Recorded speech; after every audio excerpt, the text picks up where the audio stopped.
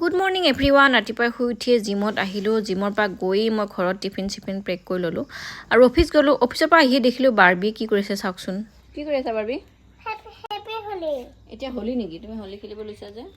happy ভাল পাওঁ আৰু তাই এনেকৈ অবতৰটো হোলি খেলে আৰু নিজেতো খেলে মোকো লগাই দিয়ে আৰু অফিচত কি হ'ল আজি বহুত বিজি থকা দেখা পাই টিফিন খাব নহ'ল আকৌ টিফিনটো আহি ঘৰত মই ইভিনিং খাব লৈছোঁ আৰু বাৰ্বিও লগত আছিল তাইকো ফ্ৰুটছ অলপ খুৱাই দিছোঁ আৰু ৰাতি বনাম মই ভেদাইলতাৰ মাছৰ তৰকাৰী মই খুব ভাল পাওঁ খাই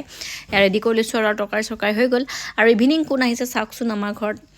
এতিয়া হ'ব আমাৰ ডান্স প্ৰেক্টিচ কাৰণ আমি বাৰ্বিৰ স্কুলত ফাউণ্ডেশ্যনত পেৰেণ্টছৰ পৰা এটা ডান্সৰ গ্ৰুপ ওলাব দিছিলে তো আমি এতিয়া ইভিনিং 7:30 বাজিছে চাহ খাই লৈ চবেই এতিয়া ডান্স প্ৰেক্টিচ কৰিম আৰু বাৰ্বিহঁতৰ ফূৰ্তি চাওক